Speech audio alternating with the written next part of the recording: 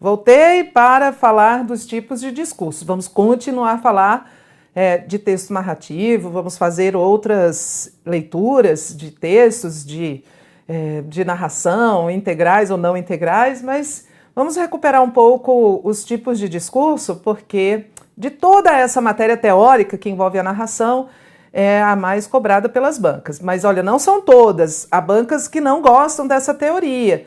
Então, a FCC, por exemplo, é uma banca que não vai cobrar essa teoria de tipo de narrador, de tipologia textual nunca. O que a banca quer saber é se você consegue ler e entender o texto. Por isso, desde o primeiro módulo, nós estamos vendo que toda a parte de compreensão e interpretação de texto é feita durante todas as aulas, né? Não há uma aula só para isso. Em todas nós estamos reforçando.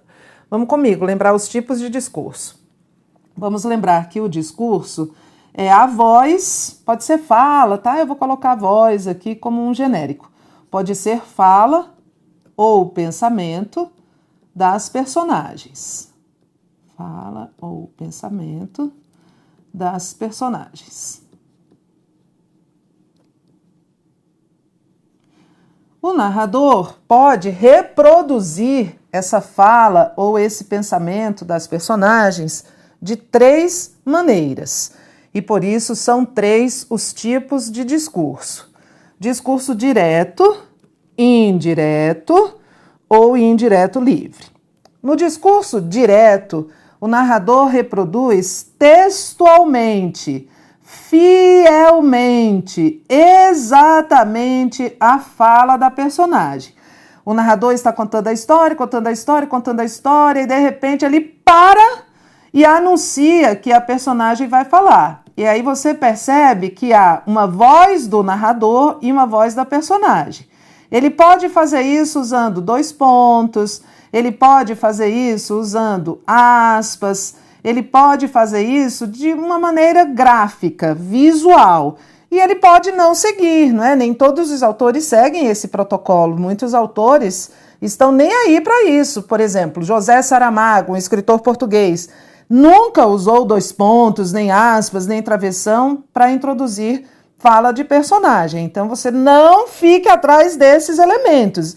Você tem de entender que o discurso direto é um discurso em que o narrador sai de cena e reproduz fielmente o que a personagem disse, com os tempos verbais que a personagem usou, com o vocabulário que a personagem usou. O que foi que a professora falou? A professora falou: o discurso direto é aquele. Pronto, isso é um exemplo de discurso direto.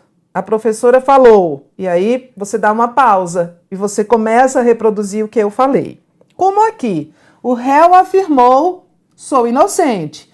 Então, antes dos 2 pontos, eu tenho a voz do narrador. Depois dos 2 pontos, eu tenho a voz da personagem. O réu disse isso mesmo, usou a primeira pessoa, usou o verbo no presente do indicativo.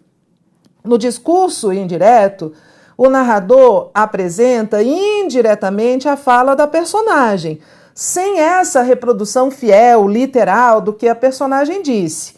Então, se eu tiver de transformar isso aqui em um discurso indireto, eu vou dizer: o réu afirmou que, vai surgir essa conjunção. Normalmente, esses discursos vêm associados a verbos, esses verbos aqui, ó, afirmar, dizer, perguntar, são chamados de verbos de elocução. Verbos de elocução ou verbos dicende, que são os verbos de dizer, né, que anunciam algo que alguém vai dizer. Mas não quero que você se preocupe com isso, eu quero com essa nomenclatura, eu quero que você se preocupe em reconhecer. O réu afirmou que era inocente. O tempo verbal mudou, tá vendo? Mudou a pessoa, o réu afirmou que ele, o réu, era inocente. Então, num eu tenho uma reprodução literal. No outro, eu tenho uma reprodução indireta. O narrador se apropria indiretamente do discurso da personagem. E no discurso indireto livre, que nós vimos, o narrador reproduz de modo sutil, sem marcas, sem explicitar os pensamentos e as reflexões da personagem. O réu ouviu a sentença perplexo. Não percebiam a sua inocência? Olha, Isso aqui é claramente a voz do narrador. O réu ouviu a sentença perplexo. Alguém que está contando a história está retratando isso. E aqui, deste lado, eu tenho a voz do personagem. Ele estava perplexo e esta pergunta aqui foi feita por ele. Não percebiam a sua inocência? Está na terceira pessoa, mas na verdade é uma forma de, não é minha inocência, é sua inocência. É uma forma de o narrador registrar o pensamento dele, do personagem, sem deixar claro isso. Ele não diz assim, o réu ouviu a sentença e pensava, perplexo, se não percebiam a sua inocência. Se fosse isso, seria um discurso indireto. Aqui não, é o discurso mais difícil, né, de ser mantido, de ser usado em um texto. E às vezes ele fica confuso mesmo. De quem é essa voz? É a voz do personagem ou a voz do narrador? É um discurso indireto livre, em que há uma mistura das duas vozes. Tudo bem? Vamos colocar em prática. Vamos ver aqui o próximo exercício. Leia a crônica A Perigosa Aventura de Escrever para responder a seguinte. Tá vendo? Depois dessa pergunta, ele vai querer os tipos de discurso. Então, como eu já li o enunciado da pergunta antes, eu vou ler o texto focando nisso. A Perigosa Aventura de Escrever, é de Clarice Lispector. Ai, Tereza, já não vou entender. Não, pelo amor de Deus, desse programa e seu cérebro. Você tem de ser capaz de entender qualquer texto, desde um quadrinho do Maurício de Souza, lá da Turma da Mônica, passando por um texto filosófico de Schopenhauer, até um texto literário de Clarice Lispector. É isso que a banca vai querer, que você demonstre essa maturidade de leitor em qualquer situação, em qualquer tipo de texto. Vamos ler juntos. A Perigosa Aventura de Escrever. Minhas intuições se tornam mais claras ao esforço de transpô-las em palavras. Isso eu escrevi uma vez. Então, como eu já sei que o item vai cobrar discurso, eu sei que isso aqui é um discurso direto. Aspas, eu sei que ela disse exatamente isso. Mas está errado, pois que, ao escrever, grudada e colada, está a intuição. É perigoso, porque nunca se sabe o que virá, se for sincero. Olha, esse travessão aqui não apresenta um discurso direto. Esse travessão aqui isola um comentário sobre o que ela disse anteriormente. Nunca se sabe o que virá. Bom, desde que você seja sincero. Pode vir o aviso de uma destruição, de uma autodestruição por meio de palavras. Podem vir lembranças que jamais se queria vê-las à tona. O clima pode se tornar apocalíptico. O coração tem que estar puro para que a intuição venha. E quando, meu Deus, pode-se dizer que o coração está puro? Porque é difícil apurar a pureza. Às vezes, no amor ilícito está toda a pureza do corpo e alma, não abençoado por um padre, mas abençoado pelo próprio amor. E tudo isso pode-se chegar a ver, e ter visto é irrevogável. Também esse travessão é um travessão estilístico, para reforçar essa ideia posterior a ele. Poderia até ter sido tirado, tá? Não se brinca com a intuição, não se brinca com o escrever. A caça pode ferir mortalmente o caçador. Então o texto é sobre essa perigosa aventura de escrever, e o texto inteiro fala disso, né? Que quando você escreve é perigoso, porque pode vir uma destruição, podem vir lembranças, pode surgir um apocalipse, e que é preciso trabalhar com a intuição, mas o coração tem de estar puro, e é muito difícil apurar essa pureza. É difícil, é denso, porque a Clarice Lispector, e evidentemente você se lembra lá dos anos de escola, é uma escritora muito densa, muito intensa, confuso, né? Parece o texto. Mas foi ajudado aí pelo título do texto. Vamos lá ver o que o item diz? Quanto aos tipos de discurso que estruturam essa crônica, essa aqui, é possível afirmar que tipos de discurso direto, indireto e indireto livre. As marcas e os travessões indicam nesse texto o discurso direto. Não, travessão não indica aqui discurso direto. Os travessões foram usados no texto com valor estilístico ou para fazer uma ressalva ou um reforço do que tinha sido antes. Quando nós lemos, eu comentei. Os travessões não indicam que há discurso direto nesse texto. Ok. Eles não indicam. Eles podem indicar em outras situações, mas aqui não. O vocativo meu Deus é a única marca do discurso direto no texto. Não, esse primeiro trechinho aqui é, né, um discurso direto, entre aspas.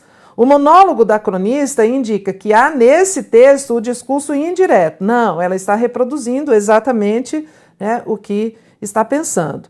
Quando o discurso direto se mistura com o indireto, forma-se o discurso indireto livre, que é o caso desse texto. Não, esse texto não tem discurso indireto livre, né? Como é em primeira pessoa, ele tem um discurso direto o tempo todo. Então, a letra B, que a gente já sabia que era, tá? Mas, esse aqui é difícil. Esse aqui é difícil porque eu fiz de propósito. Eu peguei uma questão em que havia um texto enorme e depois havia esse trecho. E percebi que era possível responder a essa questão sem o texto todo, mas ela é mais difícil. Até porque aqui não há sinalização de que vai haver discurso direto. Aliás, é assim que o enunciado começa. O texto utiliza o texto, que eu não vou pôr aqui o texto todo, só esse fragmento. O texto utiliza enunciados em discurso direto sem sinalizá-los ortograficamente, quer dizer, sem dois pontos, sem aspas, sem travessão, tá? Não há sinal gráfico, como no trecho abaixo. E aí ele reproduz um trecho. É difícil, me acompanhe. Eis meu filho Christian, diz Anne em francês. Então, a Anne é uma personagem e ela diz isso, eis meu filho Christian. É um discurso direto da Anne. E este cavalheiro aqui, ele é o Monsieur Hollander, namorado da Carminha. Christian cumprimenta-nos. Pare. O que você entendeu? Que esta Anne está apresentando duas pessoas. O filho Christian e o cavalheiro aqui. Então, a Anne fala com o filho. E a Anne fala com o cavalheiro aqui. E ela está apresentando os dois. E não há uma marca dizendo isso. Você tem que entender pelo texto. Para o cavalheiro, a Anne diz, eis meu filho. Christian. Eis meu filho, Christian. E para o filho, ela diz, este cavalheiro aqui, que é essa parte aqui. Este cavalheiro aqui, ele é o Monsieur Hollander, namorado da Carminha. Ponto. Christian cumprimenta-nos. Ah, então o cavalheiro aqui é um dos personagens. Ó, nos cumprimenta. Cumprimenta a duas pessoas, ao Monsieur e a Carminha. Olha, tem que fazer esforço, mas vá acompanhando comigo. Existe uma personagem que está apresentando o Monsieur Hollander ao filho Christian. E o Christian, depois, o narrador diz, cumprimenta-nos. Ah, então o narrador é o Monsieur Hollander. Porque o Christian vai cumprimentar aquela pessoa a quem ele foi apresentado. A quem ele foi apresentado? Ao Hollander.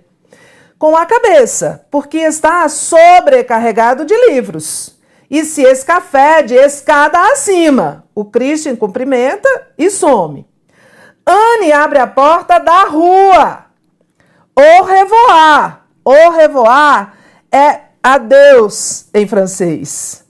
A minhoca me puxa pela manga. Essa minhoca aqui, com M maiúsculo e puxando pela manga, não é uma minhoca, né? É uma minhoca nome próprio aí, o apelido de alguém. E já do lado de fora, né? Porque a Anne tinha dito tchau, au revoir, pergunto de supetão.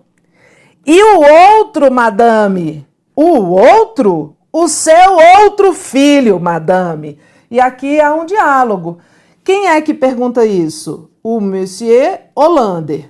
Ele pergunta para quem? Ele pergunta para Anne, que já tinha apresentado um filho e ele quer saber do outro. Então a Anne responde o outro e ele então responde a Anne, o outro filho, Madame. Olha só, eu sei que é muito difícil, mas você não pode se acostumar a textos em que os sinais gráficos, como aqueles textos lá da escola, no passado, primário, vão ter 2 pontos, travessão, 2 pontos, travessão, 2 pontos, travessão. Não, você tem que entender o contexto. Então, ó, pelo contexto, o que a gente pode deduzir? O Monsieur Hollander e a Carminha, que ele chama de minhoca, é ela que o puxa, né, pelo braço, estão nessa casa da Anne e eles estão de saída e o filho dela aparece, ela apresenta os dois e quando eles já tinham, depois ela se despede, a Anne, e depois quando o Hollander e a minhoca, a Carminha, saem da casa, ele ainda se volta para ela e pergunta, e o seu outro filho? E isso é interpretação de texto. Mas ele quer saber do discurso, né? Ele já tinha antecipado lá que os discursos não tinham marcas gráficas de 2 pontos. Então vamos ver as afirmações. No primeiro período, parte do discurso de Anne é dirigida ao narrador. Parte é dirigida ao seu filho Christian. Ok. Eis meu filho Christian é dirigido ao narrador. E este cavalheiro aqui, ele é o Monsieur Hollander, namorado de Carminha, é dirigido ao filho. Certinho, é uma apresentação. No período, Anne abre a porta da rua, ao revoar. O discurso direto, que é esse aqui, é dirigido por Anne ao narrador e à sua namorada Carminha. Sim, porque não são eles que saem. E já do lado de fora, pergunto de supetão. Então, são os dois que saem. Então, se a Anne abre a porta da rua e depois o Hollander e a Carminha estão lá fora, então o discurso é dirigido a eles, certinho. No trecho que começa com pergunto de supetão e termina com o seu outro filho, Madame, o discurso direto é dirigido pelo narrador a Anne. Não, há 3 discursos diretos aqui. Ó. Esse e o outro, Madame, é do Hollander para a Anne. O outro é da Anne para o Hollander. O seu outro filho, Madame, é do... Isso é como se fosse um diálogo. Se fosse lá nos tempos de escola, ia até assim, né? Travessões, um dizendo, só que não, né? Que a vida do concurso é difícil. Esse aqui está errado, né? O discurso direto é dirigido pelo narrador a Anne? Não. Há discurso direto do narrador a Anne ou da Anne para o narrador. Então, estariam corretas a 1 e a 2. Tá? É isso aqui. Oi, Tereza, eu gostava mais quando tinha travessão. Um fala, o outro responde. Mas a vida fica mais difícil, né? Se ninguém avisou a você, o aviso está dado. O recreio acabou. Próximo. Próximo texto é um texto da Adriana Falcão, O Homem que Só Tinha Certezas, e foi retirado desse O Doido da Garrafa. É um texto, a gente vai ver porque ele é um texto narrativo. Vamos lá. O homem que só tinha certezas quase nunca usava ponto de interrogação. Em seu vocabulário não constavam mais expressões talvez, quiçá, quem sabe, porventura. Parece que foi de nascença. Ele já teria vindo ao mundo assim, com todas as certezas junto. Pulou a fase dos porquês e nunca soube o que era curiosidade na vida. Cresceu achando natural viver derramando afirmações pela boca. Ia passar em qualquer concurso, não era esse homem? Porque ele veio com todas as certezas do mundo, ele sabia de tudo, ele não tinha dúvida de nada. Não era tudo o que a gente queria ser? Um homem que só tinha certezas para passar no concurso? A notícia espalhou-se rapidamente. Não demorou muito para se tornar capa de todas as revistas e personagem assíduo dos programas de TV. Para cada pergunta havia uma só resposta certa, e era essa que ele dava, invariavelmente, exterminando aos pouquinhos todas as dúvidas que existiam, até que só restou uma dúvida no mundo. Será que ele não vai errar? Nunca! Mas ele nunca errava. e já nem havia mais o que errar, uma vez que não havia mais dúvidas. Viu que é uma narração? Ele descreve este homem e depois há uma sucessão, ele só tem certeza, depois a notícia se espalhou, depois ele ficou famoso, depois ele virou personagem assíduo de programas de TV e de revistas. Um dia aconteceu um imprevisto e o homem que só tinha certezas, quem diria, acordou apaixonado. Para se assegurar de que aquela era a mulher certa para ele, formulou 120 perguntas, as quais ela respondeu sem vacilar. Vixe, ele também queria que a mulher fosse uma mulher que só tivesse certezas, né? Os dois se amaram noites adentro, foram a Barcelona, tiraram fotos juntos, compraram álbuns, porta-retratos. Desde então, por alguma razão desconhecida, o homem que só tinha certezas foi perdendo todas elas, todas as certezas, uma por uma.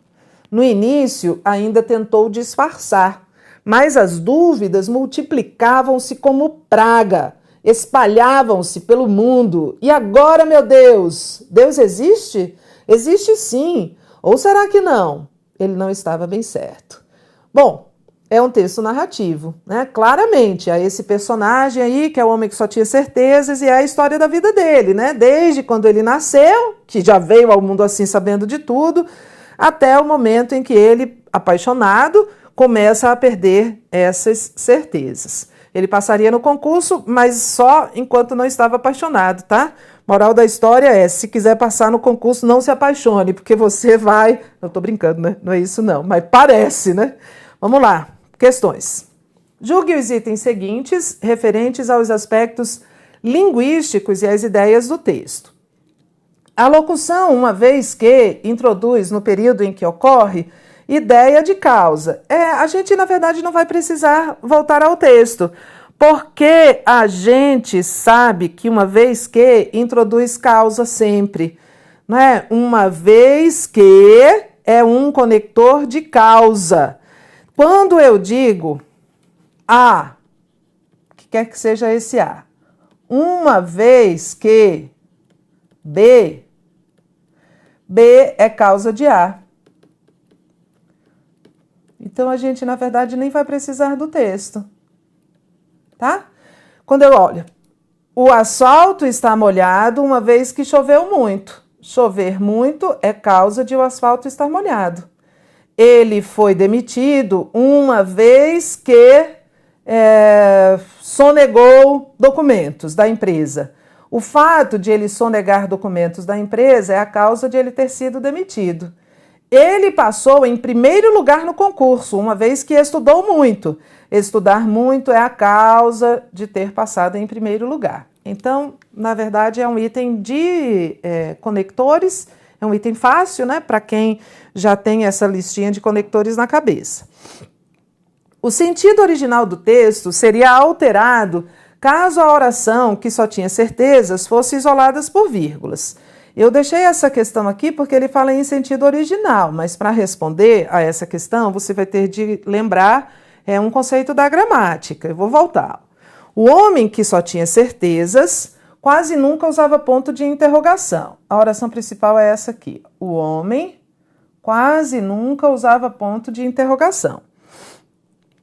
Que só tinha certezas é uma oração, outra oração, uma oração subordinada. Esse que é o qual só tinha certezas. Então essa oração aqui é uma oração subordinada adjetiva. Ela está dando um atributo do homem, o homem o qual só tinha certezas. Sem vírgula, ela é adjetiva restritiva.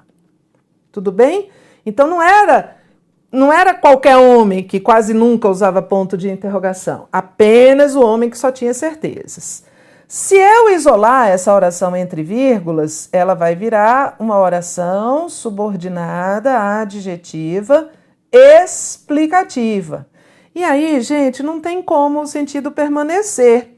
Toda vez que eu transformo uma oração subordinada adjetiva explicativa em oração subordinada, adjetiva, restritiva ou vice-versa, e essa transformação é feita ou inserindo ou suprimindo pontuação, vírgula, travessão ou parênteses, o sentido do texto vai se alterar.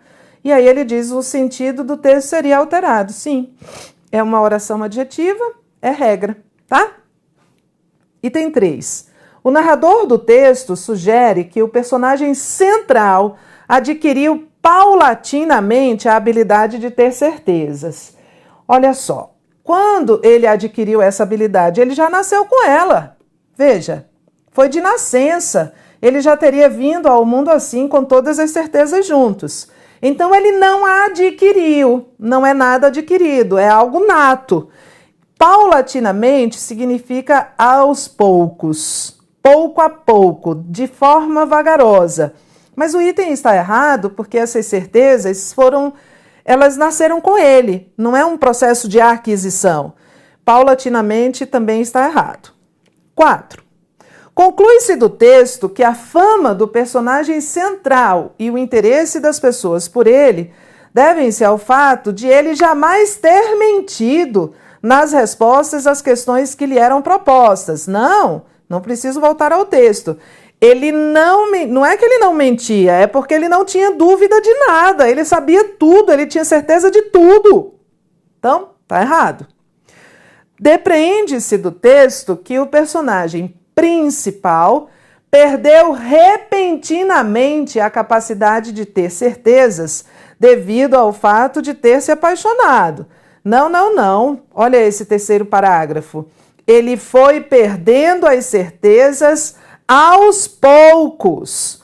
O homem que só tinha certeza foi perdendo todas elas uma por uma. No início, então foi um processo lento, tá? Então foi paulatinamente e não repentinamente. Antes de ele perder isso, eles se apaixonaram, eles se amaram, foram a Barcelona, tiraram fotos, etc. Então houve um tempo, né? Ele foi perdendo uma por uma, não foi uma coisa abrupta, repentina. Então o item está errado. Quando a gente lê e entende o texto antes, é muito bacana, porque os itens passam a ficar aparentemente fáceis, né? Se você quiser pular a leitura do texto, você pode ter mais dificuldade. Vamos lá. Rubião tinha vexame, outro texto. Rubião tinha vexame por causa de Sofia. Olha, parar aqui porque eu fiz errado, né? Primeiro eu vou ler a fonte de onde ele foi retirado. Machado de Assis, Quincas Borba. Não começa achando que é difícil. Você tem que saber ler tudo. Rubião tinha vexame por causa de Sofia. Não sabia haver-se com senhoras. Felizmente, lembrou-se da promessa que a si mesmo fizera, a si mesmo, a Rubião, de ser forte e implacável. Foi jantar. Abençoada resolução. Isso aqui é um discurso indireto livre, não é? Porque quem é que pensou isso? O Rubião. Ele tinha vexame, se sentia constrangido, mas ele foi jantar. Foi uma resolução ótima. Foi o Rubião que pensava isso. Onde acharia iguais horas? Sofia era, em casa, muito melhor que no trem de ferro. Lá, vestia a capa, embora tivesse os olhos descobertos. Cá, trazia à vista os olhos e o corpo. Então, onde é que ela vestia a capa? No trem de ferro. E onde é que ela trazia à vista os olhos e o corpo? Em casa. Elegantemente apertado em um vestido de cambraia, mostrando as mãos, que eram bonitas, e um princípio de braço. Demais, aqui era a dona da casa. Aqui, em casa. Falava mais, desfazia-se em obséquios. Rubião desceu meio tonto. Opa, aqui veio uma coisa abrupta, né? Ele estava contando aí, descrevendo a Sofia. É o Rubião que foi convidado, não sabia se ia, mas aí ele foi, né? E foi bom, porque a Sofia em casa era extraordinária. Tinha os olhos, o corpo elegantemente apertado em um vestido de cambraia. Só que depois ele diz: Rubião desceu meio tonto. É um texto narrativo, porque a gente está vendo uma progressão, mas ele é muito descritivo, né? Essa descrição da Sofia, tanto da Sofia em casa quanto a Sofia no trem, mas ele tem uma narratividade porque é uma sequência, é uma progressão temporal. Vamos lá? As informações do fragmento do texto em questão são insuficientes para se inferir de onde ou para onde Rubião teria descido. Rubião desceu meio tonto, certo. Há uma pausa aqui abrupta. Eu não sei se ele desceu meio tonto do trem, eu não sei se ele desceu meio tonto das escadas da casa de Sofia, eu não sei se ele desceu meio tonto da carruagem quando estava, imagino que é uma carruagem, né, que é esse texto antigo, quando estava chegando à casa dele, eu não sei, tá? Então, o texto não me permite dizer com certeza de onde ele desceu e para onde ele estava indo. O sentido original do texto seria alterado caso a expressão a si mesmo, essa expressão eu sublinhei e eu já vi o referente dela, tá? A si mesmo, que se referia a Rubião. Rubião tinha vexame, lembrou-se da promessa que fizera a si mesmo, ele fez a promessa a ele mesmo. O sentido original do texto seria alterado caso a expressão a si mesmo fosse substituída por lhe. Se eu substituir por lhe, Rubião tinha vexame por causa de Sofia, não sabia ver-se com senhoras, felizmente lembrou-se da promessa que lhe fizera. Vai ficar parecendo que ele fez a promessa a Sofia e não a ele mesmo. Então, opa, o item está certo, olha eu bobeando aqui. O sentido original seria alterado, certo? Não posso mudar. 3.